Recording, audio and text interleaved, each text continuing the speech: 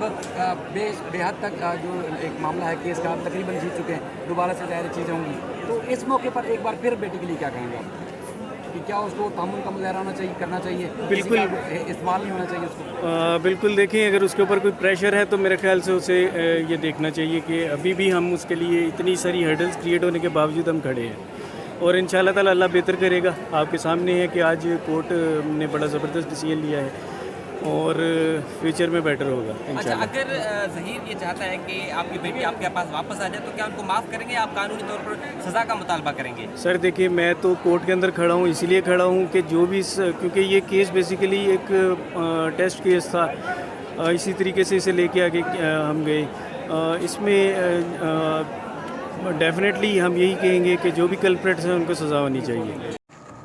बिस्मिल्लाहिर्रहमानिर्रहीम, अस्सलाम वालेकुम। मैं हूं शाहिद सकलैन और आप देख रहे हैं मेरा यूट्यूब चैनल। आज 25 जून है और हफ्ते का दिन है और आज की ये वीडियो आज कराची सिटी कोर्ट में होने वाली दुआ ज़हरा केस की समाअत के हवाले से बहुत अच्छी डेवलपमेंट्स, बहुत पुर उम्मीद ख़बर, क्योंकि सुप्रीम कोर्ट से उस दिन जो फ़ैसला आया था, फिर मैंने उस वक्त जो वीडियो की थी मैंने आपको बताया था कि जी सुप्रीम कोर्ट से अच्छी खबर आ गई है। अब सिटी कोर्ट में, ट्रायल कोर्ट में जो मामला चल रहा है उसके ऊपर भी उम्मीद है अच्छी खबर। आज वही हुआ। आज इस समाअत में क्या कुछ हुआ, अदालत ने मेडिकल बोर्ड बनाने, उम्र के तयन के हवाले से, ओसिफिकेशन जो टेस्ट हुआ था उसकी, और ज़हीर की गिरफ़्तारी के हवाले से, और उसके अलावा जो है जो इसकी इन्वेस्टिगेशन है, री इन्वेस्टिगेशन, इसके हवाले से क्या कुछ आज अदालत में हुआ है। अदालत की जो पूरी समाअत की कार्रवाई है, मैंने कोशिश की है उनको सादा अल्फाज में आपको जिस तरह बताता होता हूँ, वो सारी समाअत की कार्रवाई जो है वो आपके सामने रखूँगा और इंशाअल्लाह इसकी जो आज कुछ हुआ है। आज जुडिशल मजिस्ट्रेट शर्की की अदालत में जी ये समाअत थी और इसमें मेहदी काज़मी साहब और उनके जो वकील हैं वो अदालत तशरीफ़ लाए थे, जिब्रान नासिर साहब, और साथ एक दूसरे वकील भी हैं। तो अब ये सीन है कि दूसरी तरफ से सरकारी वकील होता है, ज़ाहिरी बात है। और आपको ये दोबारा बता दूं कि ये जो समाअत थी, ये जो पुलिस ने चालान करके पेश किया कि ये मुकदमा ख़त्म हो गया है, मामला ख़त्म हो गया है, उसके ऊपर दलाइल आज जिब्रान नासिर ने देना था। आपको गुज़श्ता समाअत वाली वीडियो में अगर याद हो तो बताया था। अब जी समाअत जो हुई ये अगवा के मुतल्लिक़ समाअत थी और जिब्रान नासिर और केस के तफ्तीशी अफसर जो हैं वो अदालत में पेश हुए थे। अब जिब्रान नासिर साहब ने जो अपने दलाइल का आगाज़ किया, उन्होंने शुरू से ये कहा कि जी चालान का पूरा इन्हिसार, ये जो पुलिस ने चालान पेश किया है, सिर्फ दो बातों के ऊपर है। पहली बात एक तो ये है कि बच्ची की उम्र 17 साल है, एक पहली बात, जबकि दूसरी बात का इन्हिसार जो है वो दुआ ज़हरा का बयान है। मैंने आपको सुप्रीम कोर्ट वाली वीडियो में भी कहा था कि सुप्रीम कोर्ट भी इन दो चीज़ों को देख रहा है, एक दुआ ज़हरा ने जो स्टेटमेंट दिया था और दूसरा जो मेडिकल सर्टिफिकेट है, ये दो चीज़ें अहम हैं। बहरहाल जी इसके बाद जी जो वकील साहब हैं उन्होंने कहा कि जी सुप्रीम कोर्ट में हमने कहा कि बच्ची को शेल्टर होम भेज दिया जाए और मेडिकल बोर्ड बना दिया जाए। ये उन्होंने सुप्रीम कोर्ट का हवाला दिया कि हमने वहाँ पर जो दलाइल दिए थे। जिब्रान नासिर ने इजाज़त चाही कि जी सुप्रीम कोर्ट का आर्डर मैं पढ़ के सुनाना चाहता हूँ। अदालत ने इजाज़त दी। उसके बाद उन्होंने सुप्रीम कोर्ट का आर्डर पढ़ के सुनाना शुरू किया, बल्कि पढ़ के सुनाया। और फिर उसके बाद उन्होंने कहा कि हमने और उन्होंने कहा कि हमने कल उम्र के तयन के हवाले से सेक्रेटरी सेहत को दरख्वास्त दे दी है। ये गुज़श्ता रोज़ ये डेवलपमेंट हुई है, मैं आपको नहीं बता सका। तो ये है कि उन्होंने दोबारा जो मेडिकल बोर्ड की कॉन्स्टिट्यूशन के हवाले से दरख्वास्त थी वो सेक्रेटरी सेहत को दी है। सुप्रीम कोर्ट ने हमें कह दिया है कि उम्र के तयन से मुतल्लिक हाई कोर्ट की ऑब्जर्वेशन रुकावट नहीं है। वो जो बात हम आपको क्लियर कर चुके हैं कि हाई कोर्ट वाला वो जो मामला है कि इसकी उम्र 17 साल है कहीं भी, तो अब ये किसी सूरत भी रुकावट नहीं है। दुआ ज़हरा की उम्र 17 साल करार देकर मुकदमा C क्लास कर दिया गया। जिब्रान नासिर ने कहा कि पुलिस ने उस आर्डर को देखते हुए और उसके बयान को देखते हुए मुकदमा C क्लास किया था। उम्र के तयन से मेडिकल बोर्ड तश्कील दिए बगैर केस का C क्लास में मंजूर कर लिया जाना है, तो सुप्रीम कोर्ट के आर्डर का क्या होगा। जिब्रान नासिर ने कहा कि अगर C क्लास वाला ये जिन्होंने चालान जमा करवाया है, अगर ये मंजूर कर लिया जाए तो जो सुप्रीम कोर्ट ने आर्डर दिया है उसका क्या होगा, उसको भी देखना पड़ेगा। जिब्रान नासिर ने अपने दलाइल में कहा कि मुल्ज़िम ज़हीर का पुलिस को दिया गया बयान भी मैं पढ़कर सुनाना चाहता हूं। तो उसके बाद उन्होंने कहा कि मुल्ज़िम ज़हीर को अभी तक गिरफ्तार नहीं किया गया, अदम गिरफ्तार है। मुल्ज़िम ज़हीर ने पुलिस को दिए गए बयान में कहा कि मेरी 3 साल से दुआ ज़हरा से दोस्ती है, मतलब जब वो 11 साल की थी। मुल्ज़िम ज़हीर ने कहा 17 अप्रैल को दुआ ज़हरा लाहौर आई, मैंने टैक्सी का किराया 22,000 अदा किया। जुडिशल मजिस्ट्रेट लाहौर ने फ्री विल सर्टिफिकेट जारी किया था, जिसके बाद दुआ ज़हरा का बयान रिकॉर्ड कराया गया था, ये वो जो उधर लाहौर में बयान रिकॉर्ड हुआ था उसके हवाले से।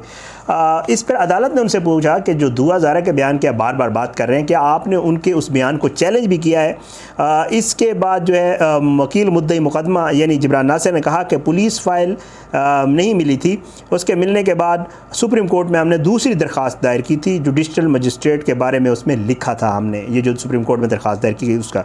दुआ ज़ारा के 2 बयानात रिकॉर्ड किए गए हैं। जिब्रान नासिर ने कहा लाहौर में मजिस्ट्रेट के पास दुआ ज़ारा से एक जेली दरख्वास्त लगाई गई, वालिद और कज़न के ख़िलाफ़ लगवाई गई। ये वो दुआ वाली दरख्वास्त जो हम आपको बताया था पहले वीडियोज़ में कि जी दुआ ने अपने वालिद और कज़न के हवाले से एक दरख्वास्त दी कि जिन्होंने मुझे डराया था। इसमें दरख्वास्त में कहा गया कि वालिद और कज़न ने मुझे और मेरे शोहर को डराया धमकाया है। दुआ ज़ारा ने जुडिशल मजिस्ट्रेट के सामने वालिद और कज़न के बारे में कुछ नहीं कहा। दरख्वास्त लगाई गई लेकिन जुडिशल मजिस्ट्रेट के सामने जो बयान दिया जिब्रान नासिर का ये कहना था कि दुआ ने उसमें कुछ नहीं कहा। हाई कोर्ट में भी वालिद और कज़न के मुतल्लिक़ कुछ नहीं कहा गया। दरख्वास्त आई थी, जिब्रान नासिर का मौक़िफ़ था जेली थी, क्योंकि दरख्वास्त तो आ गई लेकिन जब कोर्ट के सामने दुआ ज़ारा पेश हुई तो उसने वालिद और कज़न के हवाले से कुछ नहीं कहा। उसके बाद जी एक अच्छा पॉइंट जो जिब्रान नासिर ने उठाया, उसने कहा कि जी पुलिस की निगरानी में लाहौर से लाया गया और बयान रिकॉर्ड करवाया गया। आज़ादाना तौर पर यह बयान कैसे हो सकता है?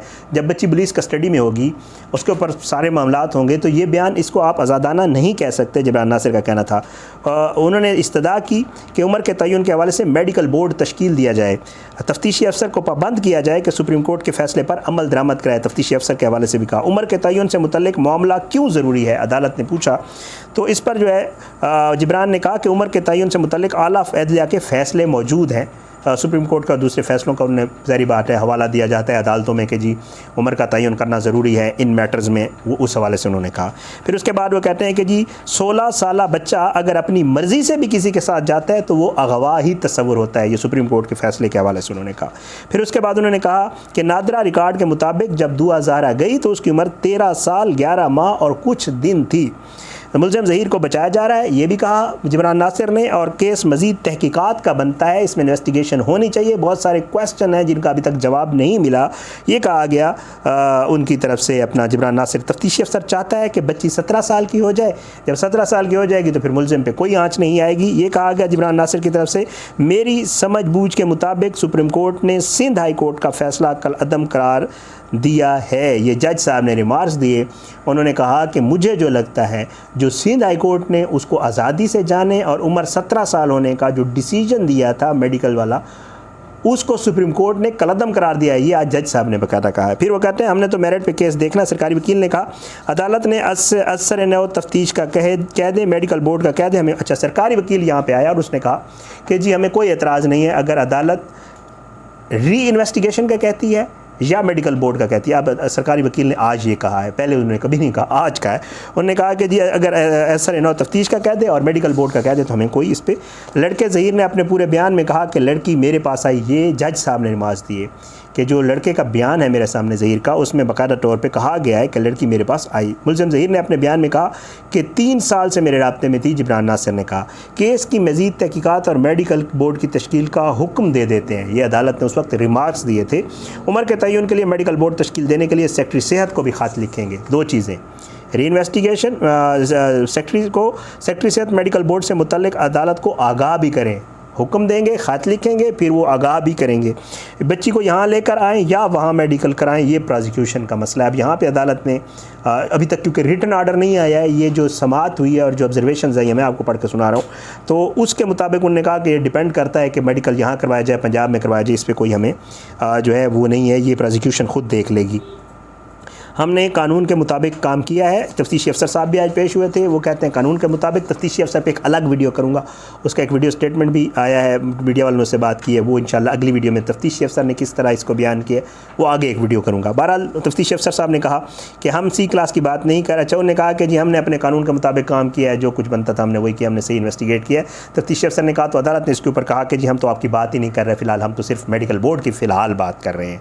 अदालत ने केस में मज़ीद तफ्तीश का हुक्म दे दिया। अब ये बाकायदा हुक्म दे दिया गया है कि एक तो री इन्वेस्टिगेट होगा केस, दोबारा इन्वेस्टिगेशन होगी, और दूसरा सेक्रेटरी सेहत मेडिकल बोर्ड बनाकर दुआ ज़ारा की उम्र का तयन करेंगे।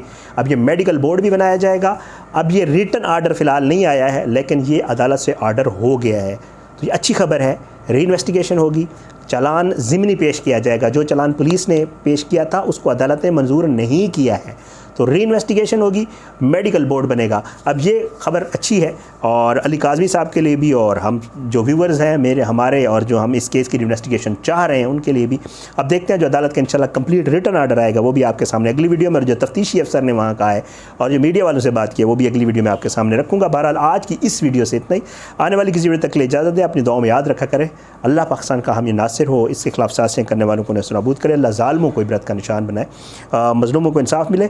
और आखिर में अगर आप कमेंट्स करते हैं और जो चीज़ें आप बता रहे होते हैं, मेरी कोशिश होती है, मैं बहुत सारे लोग लिख रहे होते हैं कि जी आप जवाब नहीं देते कमेंट्स का, कोशिश करता हूँ कि जब भी फ्री होता हूँ ज़रूर कमेंट्स देखता हूँ और उसका जवाब देने की भी कोशिश करता हूँ, तो मज़ीद कोशिश भी करूँगा कि जितना ज़्यादा जवाब दे सकूँ। बहरहाल मैं व्हाट्सएप नंबर कुछ कमेंट्स के नीचे लिख देता हूँ, तो कोई अगर व्हाट्सएप नंबर मांगता है तो आपने कोई बात करनी हो तो मेरा एक व्हाट्सएप नंबर है।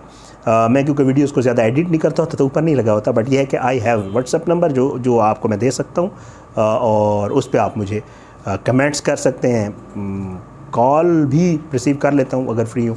तो बहरहाल वो एक व्हाट्सएप नंबर भी है 0334534153 ये नंबर है, तो आप इस पे अपने कमेंट्स भी मुझे दे सकते हैं, ये सजेशन जो भी हो, पर मैं कोशिश करूँगा इंशाल्लाह उनको ज़रूर सुनूंगा भी सही और उसके ऊपर अमल भी करूँगा। इजाज़त दें, पाकिस्तान जिंदाबाद, अल्लाह हाफ़िज़।